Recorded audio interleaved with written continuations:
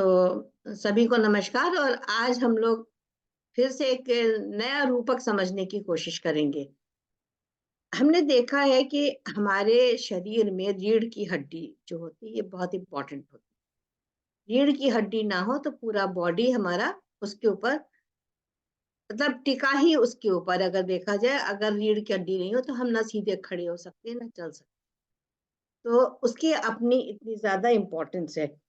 और इसमें सारे शरीर में हमने देखा है कि जो नाड़ियां हमारी दौड़ती रहती हैं, भौतिक नाड़ियां जो हैं, जिनके बारे में हम कहते हैं कि 72,000 नाड़ियां हैं, ये हमारे शरीर में पूरे शरीर में फैली हुई हैं। और उन्हीं के इंटरसेक्शन जहां पर वो होता है, वहां पे हमारा चक्र, जितने भी चक्र हैं, अब मेजर हमारे 7 चक्रास होते हैं। उसके अलावा हमारे शरीर में 114 चक्र हैं, जो कि हमारे पूरे शरीर को संचालित करते हैं कि कैसे हमारा शरीर चलता है। तो देखो क्या है कि जो योगी लोग होते हैं उनको ये सारी चीजें पता, कि जब वो साधना करते हैं तो उनको धीरे धीरे पता चलता है कि हमारे शरीर में कितनी नाड़ियां, किसने बताया हम, क्योंकि फिजिकली तो हम इसको देख नहीं पाए, ना किसी ये माइक्रोस्कोप में आती है, ना इसका कोई साइंटिफिकली कोई हम इसको प्रूफ कर पाते हैं कि हाँ साइंस हमें चीज प्रूफ करके देगी। तो ये ज्ञान हमारे पास कहाँ से आया? ये ज्ञान आता है अनुभव से। तो हमारे जो योगी लोग थे उन्होंने इन सब चीजों को अनुभव किया कि हमारे शरीर में इस तरीके से नाड़ियां हैं, इस तरह से चक्र हैं, और इनकी जीव अपने बॉडी में क्या इम्पोर्टेंस है, क्यों हैं, ये किस तरह से पूरे बॉडी को गवर्न करते हैं, चलाते हैं।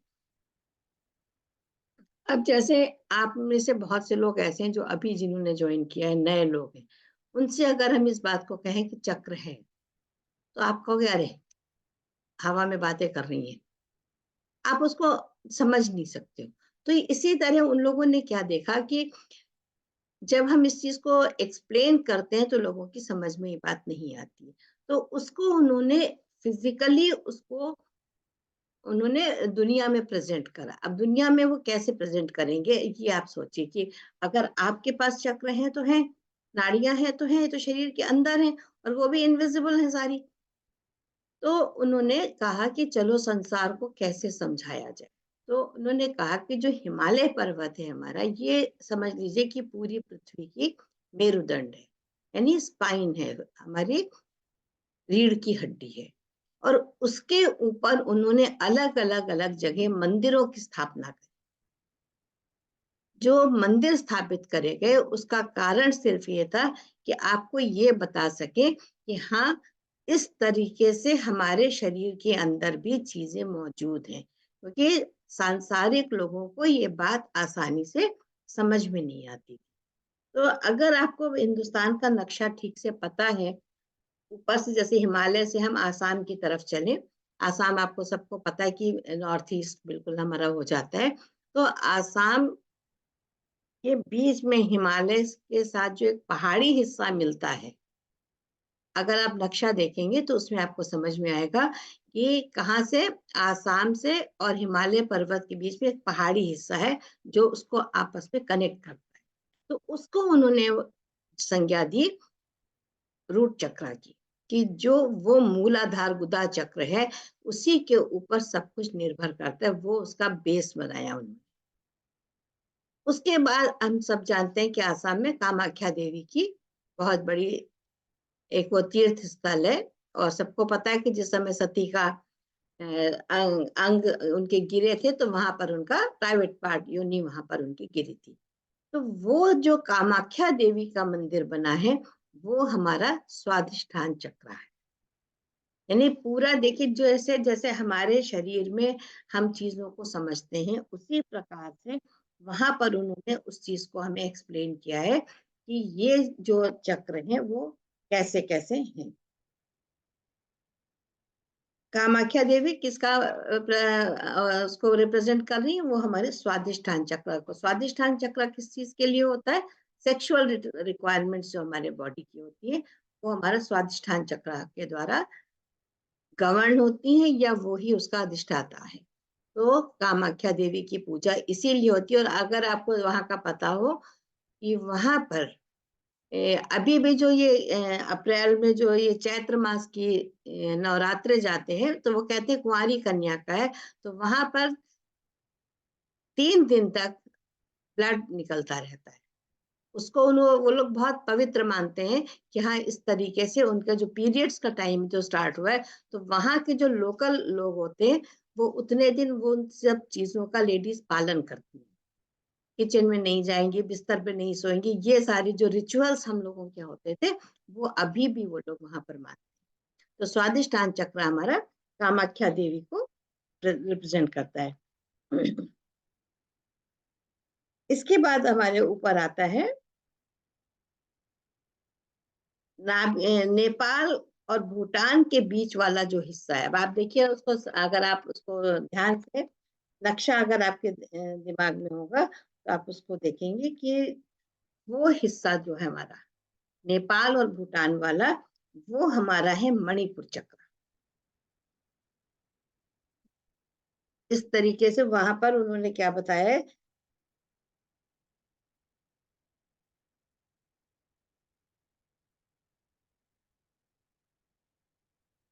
कि हाँ, वहां पर इन्होंने हाँ इसके ऊपर मणिपुर चक्र बताया ना यहाँ पर। हाँ, केवल इतना ही इस चीज को, वहां पे कोई मंदिर ऐसा सच नहीं है, लेकिन वहां पर जो वो हिमालय का जो रूप बना हुआ है वो उसका प्रकार इस प्रकार से है कि वो वहां पर वो है मणिपुर चक्र।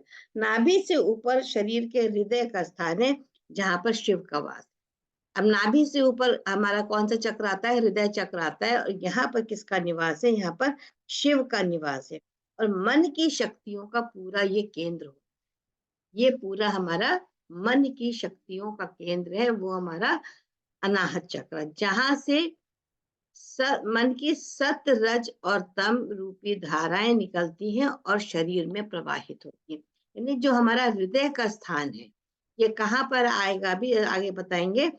ये अनाहत चक्र का जो कमल है, ये मानसरोवर है। जो मानसरोवर जहाँ हम लोग जाते हैं पूजा करने के लिए, अभी तो चाइना में है, नहीं आसानी से जा सकते, तो मानसरोवर जो है ये हमारा अनाहत चक्र। यहाँ से क्या निकलती? सत रज और तम की धाराएं यहीं से निकलती। सत रज तम, यहाँ पर 3 नदियां यहाँ से निकलती, वो है गंगा, जमुना और ब्रह्मपुत्र। ये 3 नदियां जो है, इनका उद्गम, इनका स्रोत जो है वो वहां से होता है। तो ये हमारा जो है, जो बॉडी में जैसे हम ऊपर की तरफ बढ़ रहे हैं, वैसे ही यहाँ पर हमारा जो हृदय चक्र है वो है मानसरोवर। और जो कैलाश पर्वत इसके ऊपर है, मानसरोवर और कैलाश पर्वत को इन्होंने क्या माना है? ये अनाहत चक्र है। इसके ऊपर कश्मीर का हिस्सा आता है। कश्मीर में आपने देखा है कि कांगड़ा देवी और ज्वालामुखी 2 देवियां बहुत ज्यादा प्रसिद्ध हैं। अगर अभी जैसे कविता जी गई थी, पता नहीं उन्होंने दर्शन करे कि नहीं करे, वो हमारा विशुद्धि चक्र है। ये पूरा अगर आप उसको, एक्चुअली आज मैं निकाल नहीं पाई उसको नक्शे को पूरा, अगर आप भारत का नक्शा देखेंगे ऊपर से, जो जितना हिमालयन रीजन है उसको आप देखें, तो कहाँ से शुरू हुआ? बेस आसाम से शुरू होकर के नेपाल, भूटान होते हुए मानसरोवर, और उसके बाद ये जो आया है कश्मीर का जो हिस्सा आया है, जहां पर कांगड़ा देवी और ज्वालामुखी देवियां हैं, इनको स्थापित किया गया। ये है हमारा विशुद्धि चक्र। कश्मीर हिमालय का मस्तिष्क है। अब इसके बाद देखिए, जो कश्मीर को हम क्या मानते हैं, ये हमारे हिमालय का मस्तिष्क है। इसके नीचे अनंतनाग और ऊपर अमरनाथ। अब अमरनाथ के हम लोग कहाँ पे जाते हैं? बिल्कुल टॉप पे हैं अमरनाथ के दर्शन करने जब जाते हैं। तो ये जो अनंतनाग है, ये हमारा सहस्त्रार चक्र है, अनंतनाग। और अमरनाथ 8वां जो ब्रह्मरंध्र होता है हमारा, यानी सहस्त्रार तो यहाँ पर आता है 6 इंच ऊपर, इसके ऊपर जो आता है हमारा ब्रह्मरंध्र आता है, वो है अमरनाथ। अगर हमको, हम वहां पे दर्शन करने क्यों जाते हैं? उसका कारण इतना है कि हम फिजिकली अंदर से उसको महसूस नहीं कर पाते हैं। जो हु एम आई की बात हम लोग करते हैं कि हम अपने आप को समझें।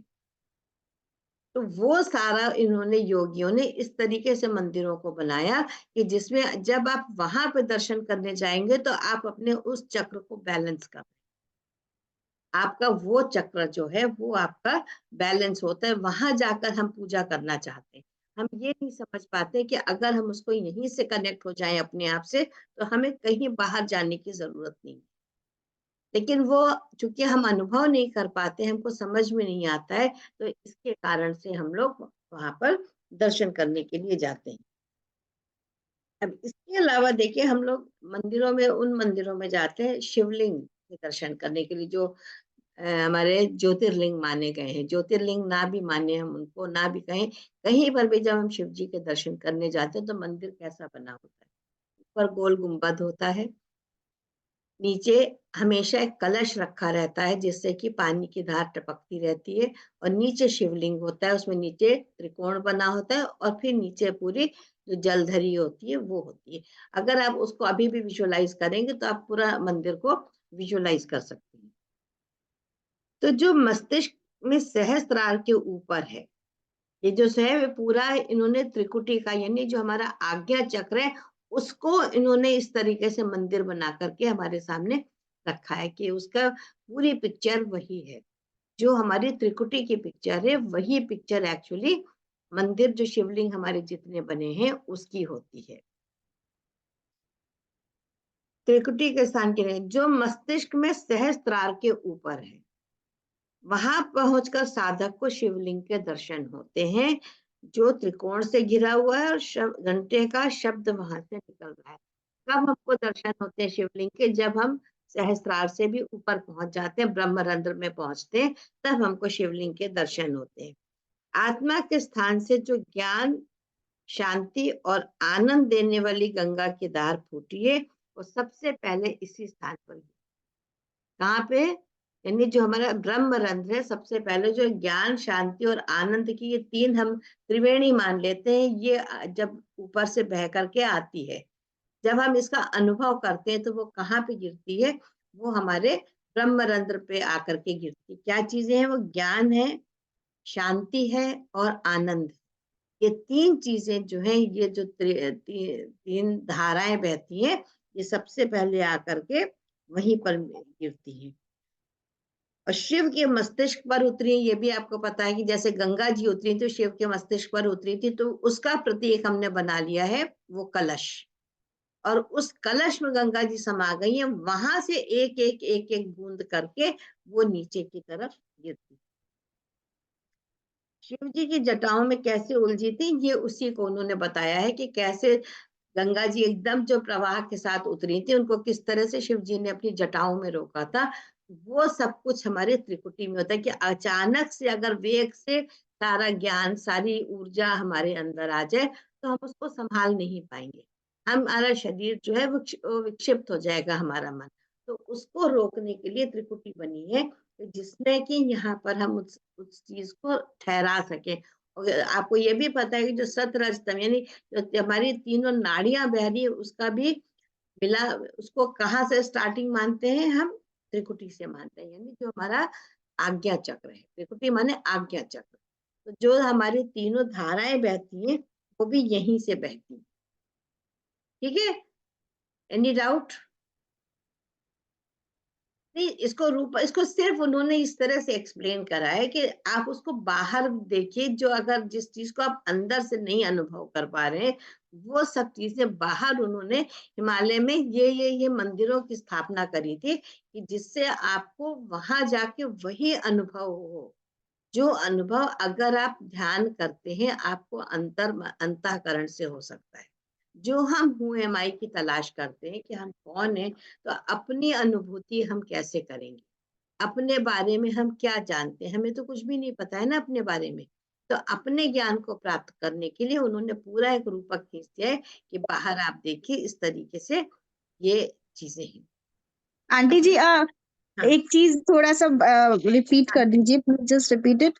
विशुद्धि चक्र जो आपने, सॉरी, आपने जो बताया थर्ड आई और क्राउन चक्र, एक बार जस्ट। क्लियर कर दीजिए। देखो क्राउन चक्रा में तो उन्होंने बताया कि अनंतनाग है, ओके। अनंतनाग जो है वो वहां पर है, और उसके ऊपर जो ब्रह्मरंध्र है वहां पर जी अमरनाथ जी है। क्योंकि अमरनाथ जी के दर्शन बहुत मुश्किल से होते हैं, ये हमको सबको पता है। तो जो शिवलिंग है ना, अमरनाथ में क्या है, शिवलिंग है। तो शिवलिंग के दर्शन हम तभी कर पाते हैं जब हम अपने सारे चक्रों से उठ करके, पूरी अपनी ऊर्जा लेकर के, जब हम ऊपर की ओर अपना सफर करते हैं, तब हम शिवलिंग के दर्शन कर पाते हैं। देखो किसी भी अभी ज्योतिर्लिंग के भी अगर आप दर्शन करने जाते हैं तो बहुत आसानी से नहीं होते हैं, उसके लिए बहुत आपको तपस्या करनी पड़ती है। जैसे अमरनाथ जाना अब तो आसान हो गया, बहुत लोग जाने लगे हैं, सुविधाएं हो गई। पहले जब नहीं थी, तो चाहे बद्रीनाथ जाना हो, केदारनाथ जाना हो, रामेश्वरम जाना हो, और अमरनाथ तो सबसे कठिन माना जाता था, तो अमरनाथ को इसीलिए उन्होंने माना। मानसरोवर तक कहाँ पहुंच पाता है इंसान। अनंतनाग आपने बताया आंटी थर्ड आई चक्र, अमरनाथ क्राउन चक्र। नहीं नहीं, वो क्राउन चक्र इज अनंतनाग, और जो ओके, ब्रह्मरंध्र है वो है थर्ड हमारा आई वो अमरनाथ। ओके। अमरनाथ। और त्रिकुटी पे हाँ तो हम शिवलिंग के दर्शन करते हैं। जो जी वेद जी। है हमारा सारा, तीनों जो हमारी धाराएं हैं, यानी तीनों सुषुम्ना नाड़ी, उसको समझ लो, ज्ञान शक्ति आनंद समझ लो, या उसको आप गंगा जमुना और ब्रह्मपुत्र समझ लो। सरस्वती की बात नहीं होती। ये तीन नदियों का जो उद्गम है, ये मानसरोवर से माना गया है। जी मानसरोवर जो हमारा हृदय कमल है, हाँ वहां चक्र, हाँ से जी। इसका उद्गम हुआ है। अब गंगा जो बहती है वो किस तरह से बहती, कैसी है, वो शांत है।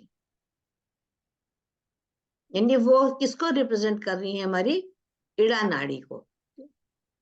इड़ा नाड़ी का जो रिप्रेजेंट हम करते हैं, वो कैसे करते हैं कि वो शांत है, ठंडी है, चांद, चंद्र नाड़ी, हाँ जी। श्वेत है, उसके अंदर सतो गुण है। तभी तो वो श्वेत है ना, क्योंकि उसके अंदर क्या है, उसके अंदर सतो गुण है, उसका जी जल निर्मल है। और वहां उसी में गंगा में जब हम स्नान करते हैं, तो कहते हैं ना कि हम प्रभु के दरबार में पहुंच जाते हैं। हम लोग क्यों गंगा स्नान को इतना ज्यादा महत्व देते हैं? हर कोई कहता है ना कि गंगा स्नान कर लो तो सारे पाप धुल जाएंगे। ये तो आउटर वर्ल्ड में हम बात करते हैं। इंटरनली भी वही चीज एक्सप्लेन कर रहे हैं कि अगर आप इड़ा नाड़ी में रहते हैं, यानी गंगा की धार के साथ आपका प्रवाह होता है, सतोगुणी है वो, क्योंकि उसका जल कैसा है, श्वेत है और निर्मल है।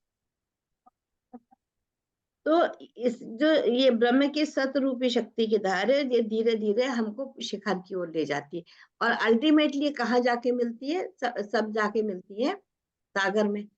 विलय कहाँ इनका सबका होता है, सागर में। तो ये हमारे अंदर जितने भी तामसिक गुण हैं, या जो हमारे अंदर प्रवृत्तियां हैं हमारी, ठीक है, वो सारी किस में धुलती है, गंगा जी में धुलती है। हम क्या धोने जाते हैं गंगा जी में, जब हम स्नान करने जाते हैं, तो हम अपने पापों को धोने के लिए तो जाते हैं, कि हमारा हृदय जो शुद्ध हो जाए, सात्विक बन जाए। इसी कारण हम जाते हैं उसमें स्नान करने। तो हमेशा से कहा गया था कि त्रिवेणी हमारे अंदर ही है, हम अंदर चाहे तो हम उसको डुबकी लगा सकते हैं। तो गंगा की धार जो है वो इसी प्रकार से अंदर बहती है, और ये हमें ईश्वर की कृपा से हर विपदाओं से बचाती है। कोई भी प्रकार की अगर हम अंदर विपदा आ रही है, तो ये हमको उसी से बचाती है। स्नान करने का अर्थ क्या है? हमने तो ये मान लिया नहीं कि हम अपने पाप धोआए। हमेशा कहते ना, कन्या दान करा तो गंगा नहाया हो। कुछ कुछ भी अच्छा हुआ बुरा हुआ, हर चीज के लिए हम गंगा स्नान के लिए जाते हैं। तो प्रेम रस की ये धारा सारी नदियों को समेटती हुई, अपनी गोद में उठाती हुई, और सबका नाम और रूप मिटाती हुई सागर में मिल जाती है। ये उसके सतोगुणी होने का लक्षण है।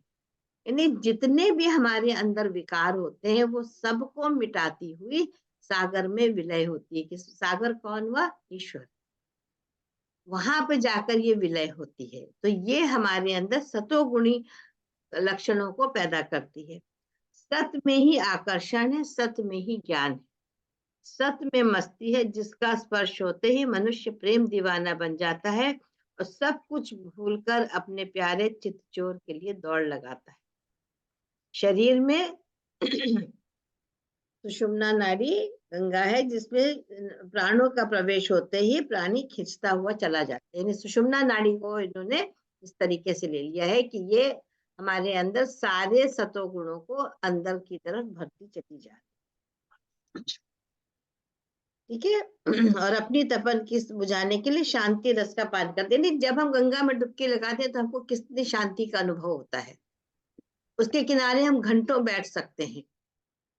अगर आप कहिए किसी और नदी के किनारे बैठना हो तो वो आनंद नहीं आता जो गंगा के किनारे बैठ करके आता है। ऋषिकेश जब चले जाओ तो क्या एक आनंद की अनुभूति होती, क्योंकि वहां पर हम एक अपने अंदर सात्विक प्रवृत्ति को हम अपना उत्पन्न होते हुए देखते हैं कि हमारे अंदर एक हमारे गुण जो है वो सात्विक होने लगे हैं। उसमें किसी भी प्रकार का कोई हमें परिवर्तन नहीं लगता, कोई भी गलत बातें हमारे दिमाग में नहीं आती। अगर आप ऋषिकेश में आप बैठे हैं या कहीं भी गंगा के किनारे बैठे हो, ऋषिकेश में खास तौर से देखा गया है उतना हरिद्वार आते आते जैसे कहते हैं ना नीचे बहती जाती है तो धीरे धीरे क्या होता है वो जो एक आनंद जो स्वच्छता निर्मलता वहां, यानी अगर आप और ऊपर चले जाओ तो उसमें क्या मंदाकिनी का जो स्वरूप है वो और अलग है। तो ये निर्मल धारा इसको माना है और ये इसके हम तभी अधिकारी बन जाते हैं जब हमारे अंदर सात्विक गुण होते हैं। इसके बाद आती यमुना नाड़ी, यमुना नदी और पिंगला नाड़ी कैलाश की तलहटी में रमन करती हुई अपने स्वच्छ जल से अद्भुत तरंगे उठाती मानसरोवर झील एक और नदी अपने से निकालती। मानसरोवर से एक और नदी निकली है जिसको हम कहते हैं यमुना। पुराण में इसे सूर्य की पुत्री कहा गया है। इसके ज्वल में थोड़ी सी श्यामलता है, यानी इसके अंदर सत और तम दोनों गुणों का मिश्रण है। इसीलिए ये नदी जो है इसके अंदर श्वेत वर्ण नहीं है, इसका वर्ण जो है वो श्यामल नीला रंग है इसका। इसमें गंगा जैसी शांति नहीं है, अपने चुलबुले स्वभाव से ये बढ़ती है, अनेक मगरमच्छों को अपने गर्भ में रखती है। सबसे बड़ी इन्होंने जो इम्पोर्टेंट बात बताई है कि इसमें यमुना में मगरमच्छ बहुत है। अब मगरमच्छ क्या है, ये हमारे सारे विकार हैं। इसको दोनों तरह से समझना है कि अगर हम सीधे सीधे यमुना नदी को देख रहे हैं तो उसका रंग हमें पता है श्यामल है, सूर्य पुत्री है, ये हम सब लोग जानते हैं यमुना नदी को। और ये प्रयागराज में जाकर गंगा से मिली है, ये भी आपको पता है। वहां पर संतों ने इसे रजोगुणी धारा का नाम दिया है क्योंकि इसके अंदर रज जाता है, सत और तम का मिश्रण है इसके अंदर, इसीलिए इसको हमने रजोगुणी कहा है। यमुना में कहते हैं कि पाप हम नहीं धोते हैं, सारे पाप हम अपने कहाँ धोते हैं, गंगा में धोते हैं। और अपने श्यामल जल को सागर में पहुंचाती है, वो गंगा से मिल जाती है और अपने उसी रंग को लेकर के वो अल्टीमेटली सागर से में मिलती है। कर्म कांड रज शक्ति से होता है जिसमें सत और तम को मिलानी रहती है, जिसमें सत और तम मिला रहता है, यानी रजोगुण होता है। रजोगुण क्या करता है, हमको कहाँ प्रवृत्त करता है, काम की ओर प्रवृत्त करता है, सांसारिक प्रवृत्तियों में हमको ढकेलता है कि दुनियादारी के काम ज्यादा करो। जब हम रजोगुण में होते हैं, बात हम लोग पहले भी डिस्कस कर चुके हैं, तो हम कहाँ जाते हैं, हम संसार की जो भी हमारे कार्य हैं हम उसमें ज्यादा लग जाते हैं, ईश्वर की तरफ से हमारा ध्यान धीरे धीरे धीरे वहां पे कम होता है, रजोगुणी प्रवृत्तियां हमारे अंदर ज्यादा होती हैं। यही कर्म का रूप माना जाता है। शरीर में दाहिनी और प्राण के स्थान को स्पर्श करते हुए पिंगला नाड़ी के रूप में जानी जाती है, जिसमें अग्नि तत्व प्रधान होता है, इसीलिए इसको सूर्य नाड़ी भी हम कहते हैं।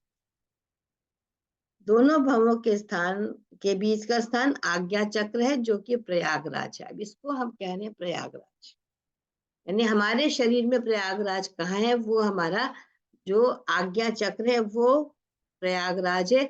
और गंगा जमुना दोनों जाकर सुषुम्ना में मिल जाती है। देखिए हमारी जो दोनों नाड़ियां हैं अल्टीमेटली इनका मिलन कहाँ होता है, सुषुम्ना नाड़ी में जाकर। ये गंगा जमुना दोनों जाके कहाँ मिलती है, सागर में मिलती है। ये हमको सबको पता है। तो उसी तरीके से ये हम समझिए कि इड़ा और पिंगला दोनों नाड़ियां आकर के हमारी सुषुम्ना नाड़ी में मिल जाती हैं, लेकिन कहाँ पे जाके मिलती है, वो हमारा है आज्ञा चक्र। ये हमारा हमारे शरीर में अगर आप पूछिए प्रयागराज कहाँ है, तो ये हमारा प्रयागराज है। और उसी के साथ चलकर ब्रह्मरंध्र पर आत्मा में प्रवेश करती है। तो जब हमारी श्वास सुषुम्ना नाड़ी में चलने लगती है, तभी हम ईश्वर को प्राप्त कर सकते हैं।